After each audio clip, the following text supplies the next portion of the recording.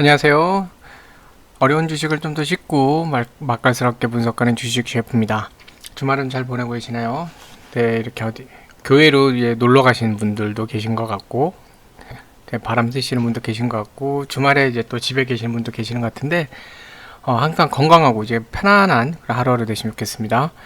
자, 저같이 투자 쪽에 대한 일을 하고 투자 관련된 일을 하면서 또 이렇게 주식 관련해서도 전문 투자를 하는 사람들, 이런 사람들이 주말에 무엇을 하는지 한번 좀 보여드리려고 합니다.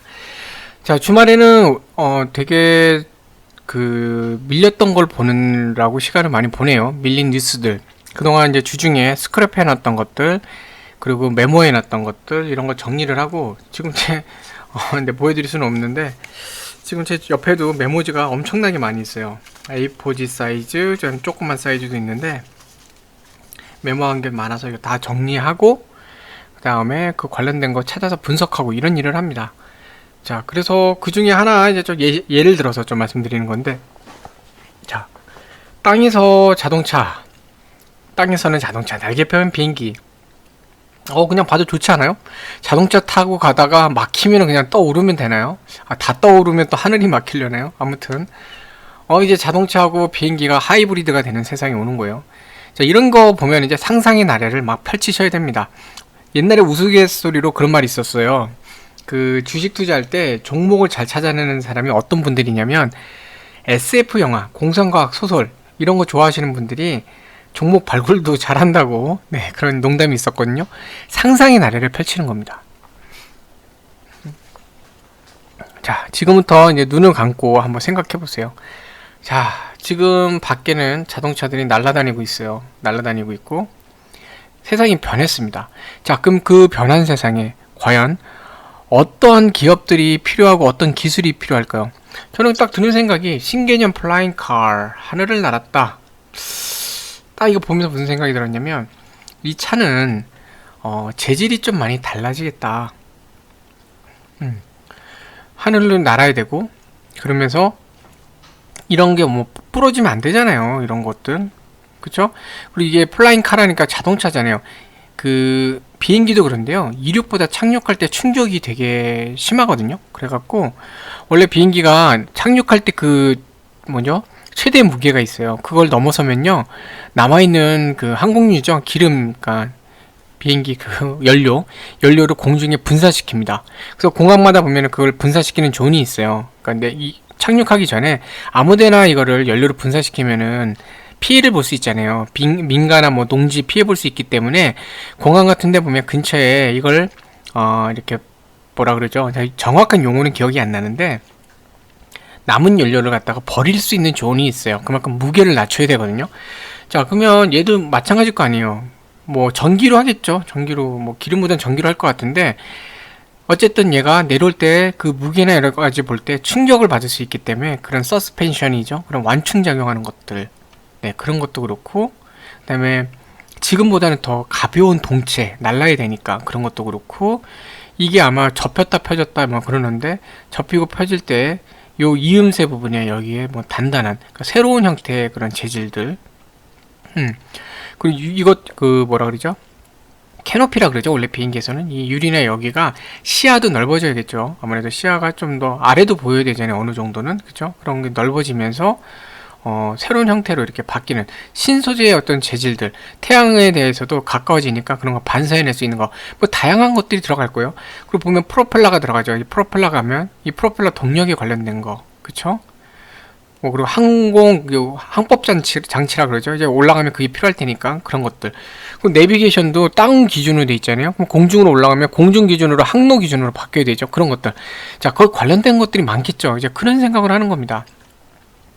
자, 멋있죠. 뭐 이게 날개가 이렇게 접혀서 들어가요. 차 안으로 딱 수납되고 얘가 막 접히고. 자, 이런 식으로 해갖고 어떻게 보면은 이제 에어카라고 하는데, 이걸로 35분 동안 비행을 했어요.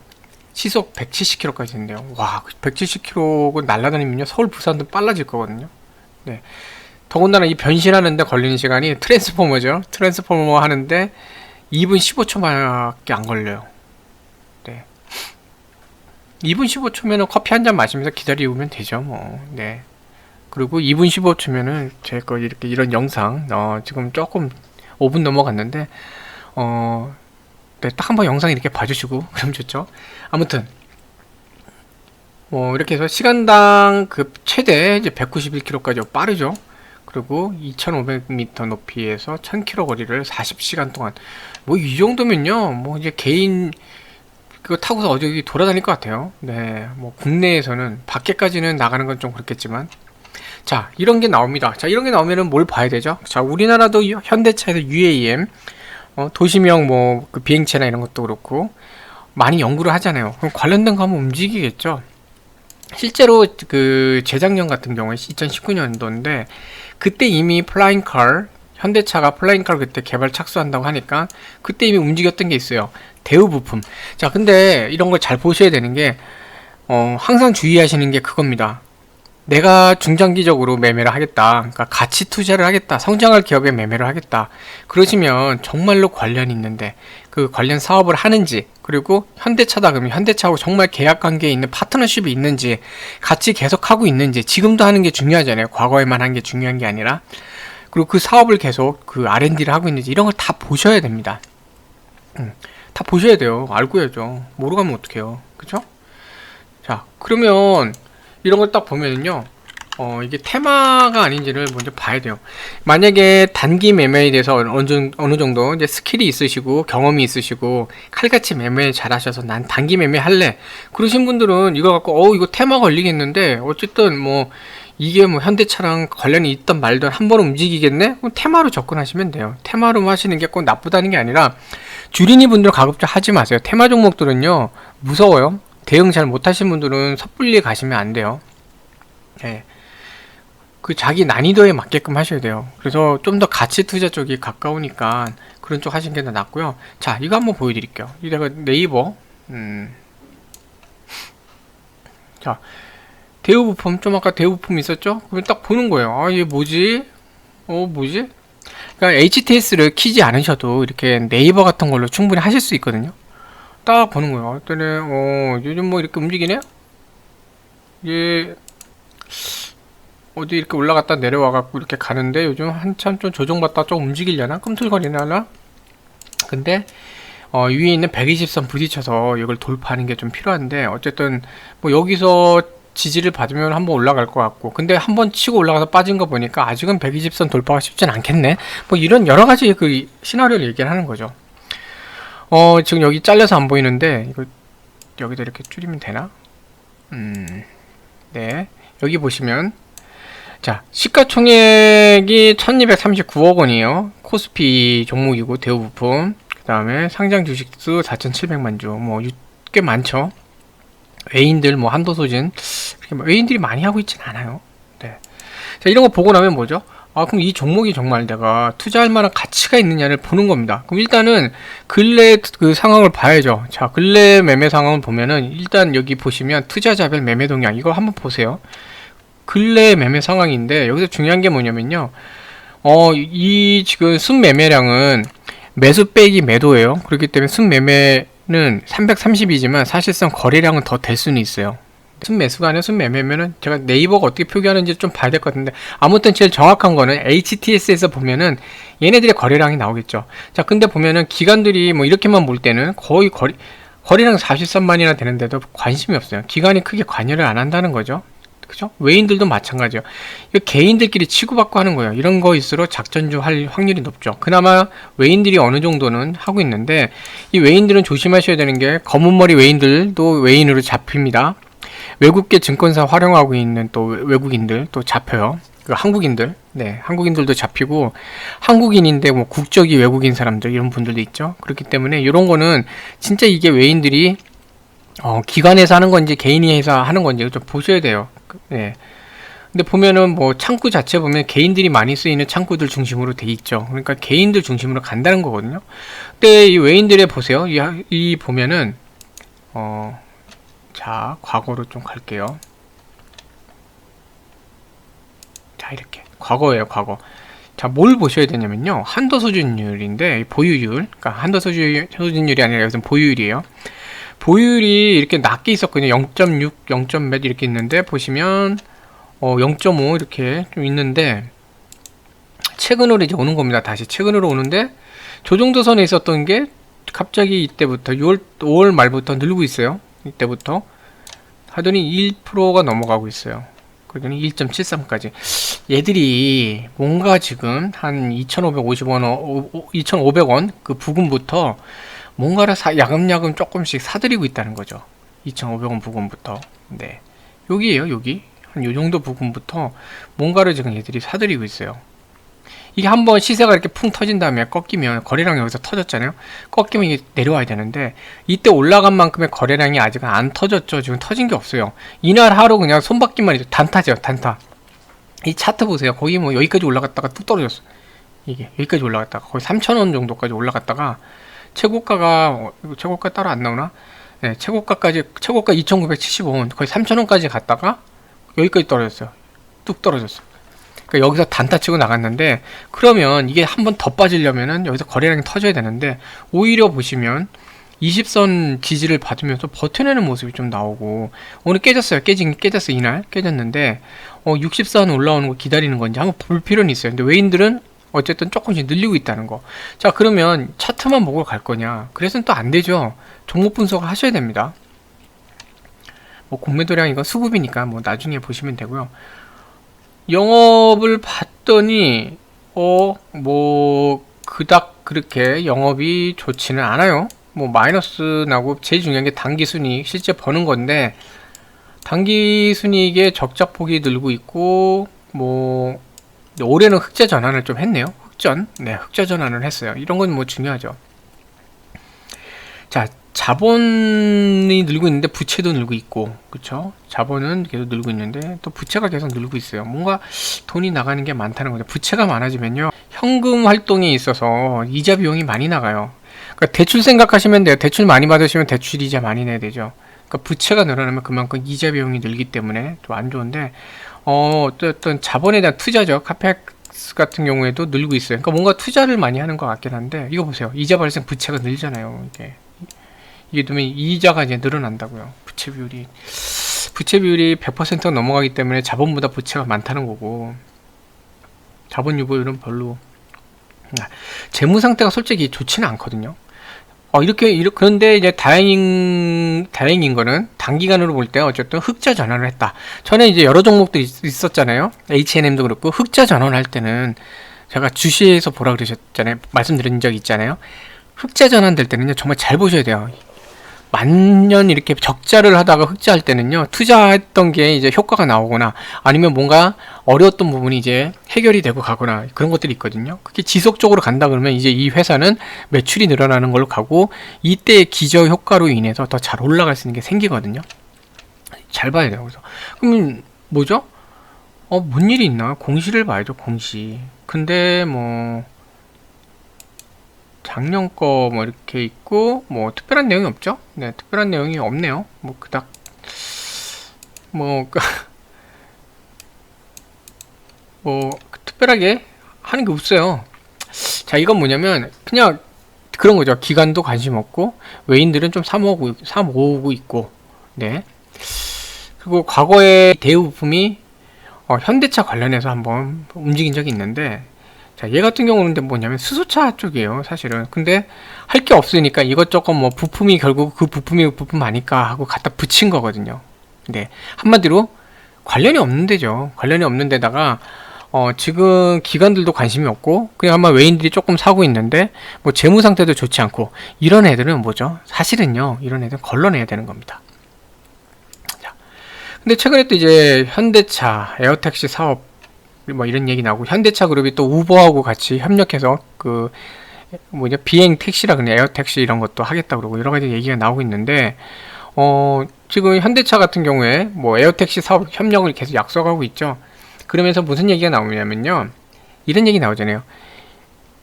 앞서 현대차가 사실 비행 뭐라 그러죠? 비행형 자동차 이걸 주도하고 있는데, 여기랑 관련된 데는 현대건설, KT, 그쵸? 인천국제공항공사, UAM 쪽이. 자, 그게 뭐냐면요, 결국은 진짜로 찐이라 그러죠. 찐으로 현대차하고 관련이 있는 거는 현대건설과 KT예요. 그럼 얘네들이 어떤지를 봐야죠. 물론 현대건설이나 KT는요, 이 사업만 하는 게 아니라 복합적으로 다양한 사업을 하기 때문에 다른 쪽이 좀 잘못하거나 희석이 되기 때문에 뭐 분석은 다양하게 해야 돼요. 그냥 얘네하고 관련이 있으니까 미래에 이제 좀 저기 뭐죠? 아까 슬로바키아에서도 나르는 차, 변신하는 차가 나왔으니까 현대차도 2025년도까지 이제 상용화하겠다 그랬잖아요. 그러면 몇 년 안 남았는데, 그러면 그때까지 해갖고 하다 보면은 얘는 공항 그 착륙장이나 건설하는 거죠. 이 착륙장. 그리고 또 그렇고 통신 라인도 그렇고 여러 가지 그런 것들. 그럼 얘네들 관련해서 효과가 좋겠네. 막 사야지. 이러시면 안 돼요. 얘네들이 다른 사업도 분석을 해야 돼요. 하지만 어찌 됐건 예를 들어 KT나 현대건설은 이착륙장이나 다양한 형태의 그런 통신 형태나 이런 거 관련해서 현대차 그룹하고 같이 가겠다는 거죠. 그러니까 최소 이 사업 분야에 대해서는 나중에 매출 성장이 될 수 있다. 언제? 2025년도 상용화니까 그때까지 쭉 갈 거다. 그리고 현대건설 같은 경우는 이착륙장은 상용화하기 전에 이착륙장이 먼저 나와야 되잖아요. 버키 폴트. 그쵸? 그러니까 얘네들은 그 전에 수주권이 나올 거예요. KT도 마찬가지로 데이터 링크나 여러 가지 데이터 수집과 관련해서 해야 되죠. 그 전에 나오긴 할 겁니다. 나오고 나서 또 지속 성장을 하겠죠. 그러니까 2025년 전에 이미 갈 거예요. 그러면 비록 얘네가 복합적 사업으로 한다고 하지만 이 현대차 관련해서 유해인과 관련해서는 하나의 관심 종목으로 가져갈 수 있는 거죠. 죄송합니다. 자, 그 다음에 최근에 이런 게 있었죠. 벳셀. 네. 현대차 플라잉카 상용화. 근데 벳셀이 보면은 현대차 이런 플라잉카 관련해서 플라잉카 관련해 갖고 수혜주다 하고 하는데 벳셀 자체도 1인용 그런 비행 체제 수직 이착륙이나 이런 거 관련해서 해요. 근데 얘가 움직였던 이유가 국책 사업을 지금 하고 있는데 그걸 현대차랑 같이, 그러니까 국책 사업 하면은 사업 참여자가 많잖아요. 근데 공교롭게도 거기 현대차도 있고 벳셀도 있다는 거죠. 그래서 같이 붙인 거예요. 일종의 그냥 붙여서 해보는 겁니다. 자, 그러면 아까 대우 부품 봤는데 마찬가지로 벳셀도 한번 볼 필요가 있죠. 벳셀. 그럼 벳셀이 정말로 해볼 만한 애냐? 얘 보면은 요즘 자꾸 이렇게 변동성 있게 막 움직여요. 이게 또 아까 대우 걔가 딱 이 날짜일 것 같아요. 그러니까 현대차 그 비행체나 이거 관련해서 한번 단타들이 친 거죠. 그날. 네. 그리고 나서 얘도 마찬가지로 얘는 그래도 120선 돌파는 했네요. 수급상 보면은 120선 돌파했으니까 둘 중에 하나요. 이만큼 돼서 돌파를 하면 월요일날 확 밀리거나 아니면 여기서 안착 작업을 하거나 둘 중에 하나거든요. 그리고 나서 이제 점프해 갈 텐데, 자, 얘 어쨌든 차트상으로는 좀 돌파해 가려고 그러네. 딱 이렇게 보는 거예요. 얘는 그 코스닥 종목이고 시가총액 628억. 작죠? 좀 작고 외국인 거의 거래 안 하고 있어요. 이런 거 참고하시면 좋을 것 같고. 자, 그래서 이 상태로 해서 보면 뭐부터 봐야 된다 그랬죠? 투자자별 매매 동향. 자, 보시면 그 뿜뿜하고 아까 불 뿜기 전까지는 외인들 보면 3점 몇 프로예요. 근데 지금 보시면 제가 다시 한번 볼까요? 이날 6월 16일이에요. 6월 15일. 6월 15일. 자, 6월 15일 여기 있죠? 이거 보세요. 그 전에 뭔가 냄새 맡고선 제에서 매매하다가 털었어요. 이렇게 털더니 거의 0점 몇 프로까지 가다가 다시 조금 사들이고 있어요. 이게 뭐냐? 그냥 이거는 외인들도 테마적으로 움직이고, 기간 보세요. 참여를 안 해요. 이게 뭐죠? 전형적인 테마주입니다. 전형적인 테마주. 기사도요, 이런 거 사실 돈 주고 기사 낼 수도 있거든요. 이런 기사들, 특히 이런 데들, 인터넷 주로 하는 데들, 이런 데들은요, 돈 받고 기사 써주는 것도 많아요. 그러니까 이런 거 보실 땐 잘 보셔야 되는데, 그냥 정부 주도 자율비행 개인 항공기 수혜, 여기까지 괜찮아요. 저 제목까지는. 네. 근데 어찌됐건 얘 보면은 핵심인 것 같다. 이렇게 해서 플라잉 투자 펀드. 네. 결국 얘가 뭐냐. 이 745억 원 규모의 플라잉카 투자 펀드, 여기에 수혜를 받을 수 있을 것 같다. 그리고 제일 중요한 건 요겁니다. 에어로스페이스가 기업 공개를 준비 중이다. 이 내용이 나오면요. 죄송한데 이걸 꼭 확인해 보셔야 돼요. 저 내용. 네. 자, 여기 요 내용이 또 여기 바로 나오잖아요. 내년 상장 도전한다. 결국은 뭐냐면요. 베셀은 기존의 LCD나 이런 쪽 패널이나 뭐 어쨌든 그쪽 관련된 것들 거기를 계속하고 자회사에서 플라잉카를 하겠다는 거예요. 그러니까 쉽게 SK 쪽 해보신 분들은 SK 케미칼과 SK 바이오사이닉스라고 보시면 돼요. 백신은 바이오사이닉스가 하겠다. 그러니까 그쪽이죠. 그런 거랑 비슷하게 사업을 나누는 겁니다. 자, 그럼 어떻게 되죠? 상장, 이 분리 상장하기 전까지는 베셀이 오를 거예요. 그런데 상장하면서쯤 조금 이제 주가가 약간 어려움, 약간 이렇게 조금 주춤할 수는 있습니다. 일단 계획을 보셔야 돼요. 내년 상반 예비 심사 신청하고 오는 2023년도까지. 내후년이요. 2년 뒤에 코스닥 입성인데 상반기에 예비 심사를 신청하겠다. 자, 이러면요. 이걸 약간 테마성으로 가져가실 분들은요. 하반기에 슬슬 담아보시고 예비 심사 신청했다는 얘기가 나오면 그때쯤 또 한번 움직일 거예요. 네. 그렇게 가는 겁니다. 뭐 2025년까지 가는 거고 그렇게 해서 하는 건데, 근데 중요한 거는 매출처는 아직 없어요. 이게 그 바이오사이닉스랑 가장 큰 차이입니다. 네. 그래서 이 베셀 같은 경우에는 아직은 좀 더 지켜볼 필요는 있어요. 그러니까 기관이 참여를 안 하는 거고 외인들도 참여를 거의 안 하고 있는 겁니다. 그리고 부채 비율도 높은 상태고, 네. 그래서 일단 베셀 같은 경우는 그냥 제가 볼 때는 테마주다. 네. 가치주라는 것보다는 테마주로 움직이고 있다. 네. 그런 걸 보시면 될 것 같아요. 요거 하나 더 보여드리자면 매출이 687억 원. 아직 매출이 적은 건 아니에요. 네. 근데 이제 중요한 내용은 요겁니다. 디스플레이 수요로 해서 다. 네. 자, 보시면 OLED, LCD가 아니라 OLED죠. OLED 공정에 필수적으로 사용되는 열처리 장비 이쪽으로 해서 이쪽 디스플레이 쪽으로 지금 매출을 하고 있는 거예요. 아직은 비행체 관련해서는 적당한 매출처도 없잖아요. 그러니까 시간이 걸린다는 겁니다. 얘는 길게 보고 가야 되는데 어찌됐건 상장쯤 할 때 한 번 정도 주가는 뻥튀기 해줄 테니 이제 그런 거 보고 가실 분들은 이제 그렇게 가시면 된다는 거죠. 그리고 저런 종목들은 시총도 작고 기관의 외인이 참여하지 않기 때문에 작전하기도 상당히 좋은 종목이에요. 그래서 작전주로 갈 수 있기 때문에 혹시나 리딩방에서 베셀을 언급하거나 베셀 갖고 하는 경우에는 약간 작전에 이렇게 있는 경우도 많아요. 이런 종목들은 비중을 너무 높게 가지고 가시면 안 되고요. 가급적이면 피하시는 게 더 좋을 것 같긴 해요. 네. 자, 그래서 중간에 뭐 이런 겁니다. 이런 거 보면서 얘는 포트폴리오 넣어도 될 종목, 얘는 뭐 빼야겠다. 뭐 이런 걸 이제 뭐라 그럴까요? 정리하는 그런 작업을 하고, 그 다음에 그런 것도 해요.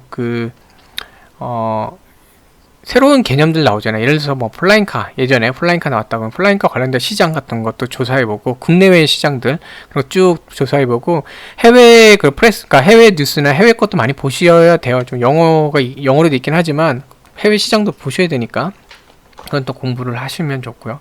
그러면서 뭐 전반적인 이런 것들 보면서 좀 아까 이제 설명을 제가 이제 말로 말씀드렸는데, 이런 걸 이제 종이 꺼내놓고 그림 그려보고 연결고리 한번 해보고 아닌 것 같던 거 지우고 뭐 이런 식으로 해갖고 브레인스토밍도 하고 마인드맵을 합니다, 사실. 그러면서 제가 이제 중간중간 이제 말씀드린 종목들 보면은 그 중에서 이제 이런 고민 결과에 좀 말씀드린 경우들이 좀 있어요. 네. 자, 그래서 주말에는 뭐 하는지 이걸 한번 좀 공유를 드렸습니다.